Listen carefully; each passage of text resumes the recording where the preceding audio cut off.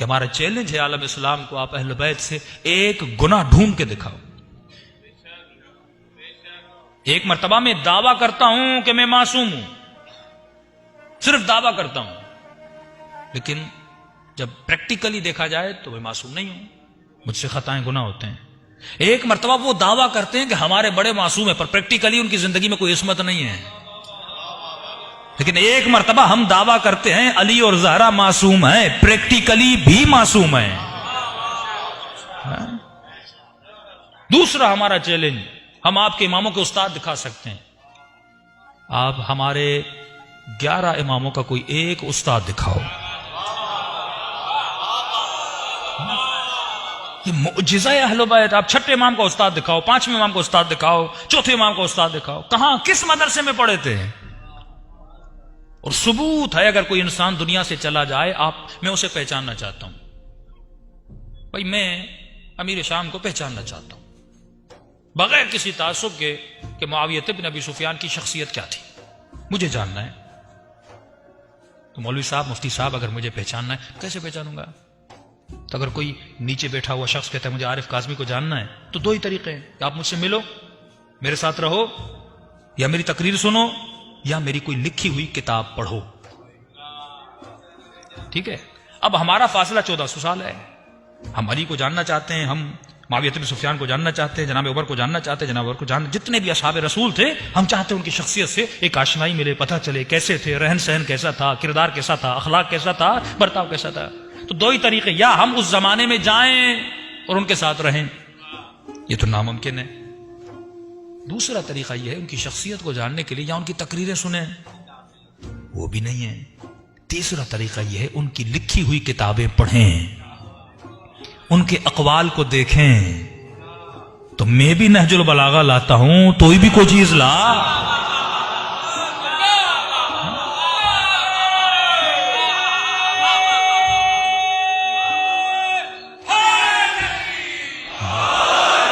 ایک ٹاپک اختیار کرتے، مثلا ٹاپک اخلاق، میں اخلاق کے بارے میں اپنے تمام تر ائمہ کے اقوال لاتا ہوں کہ معصوم نے کیا فرمایا، انسان اخلاق کیسے حاصل کرے، میں بھی لاتا ہوں، تو بھی لا۔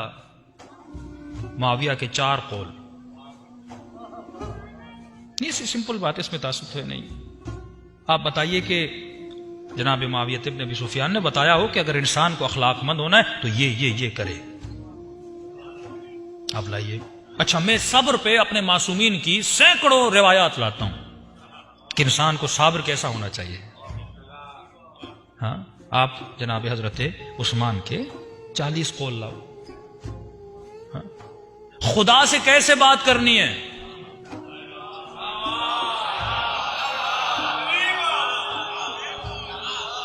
میں امام حسین کی دعائے عرفہ لاتا ہوں، میں امام سجاد کی دعائے ابو حمزہ سمالی لاتا ہوں، میں مولا علی کی مناجات لاتا ہوں، دعائے کمیل لاتا ہوں۔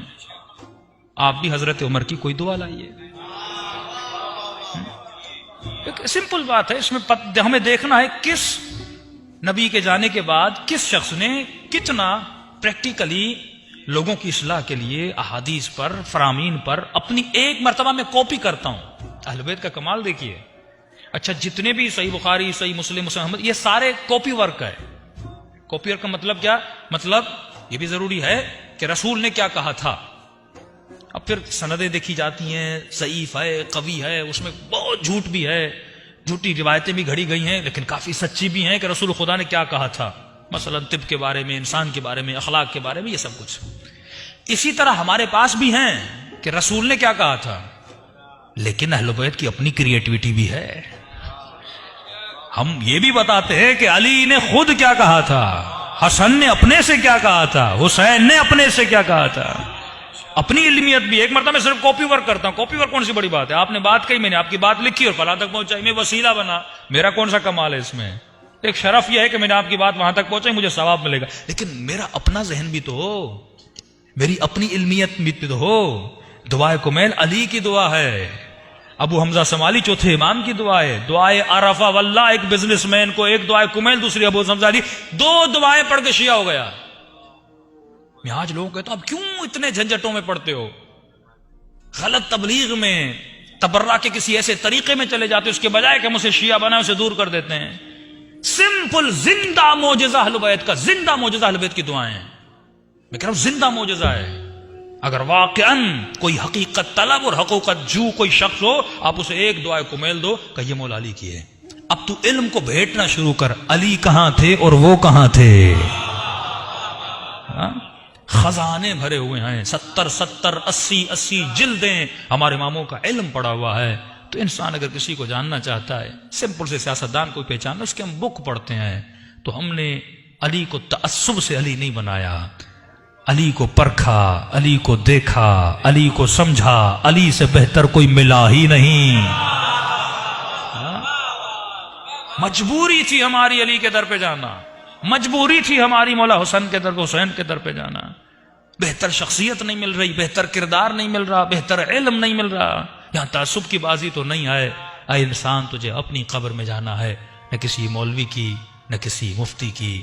اگر شعور کو بیدار کر دونوں چیزوں کو پڑھ، فرق ظاہراً واضح ہو جائے گا. صلوات پڑھے محمد و آل محمد.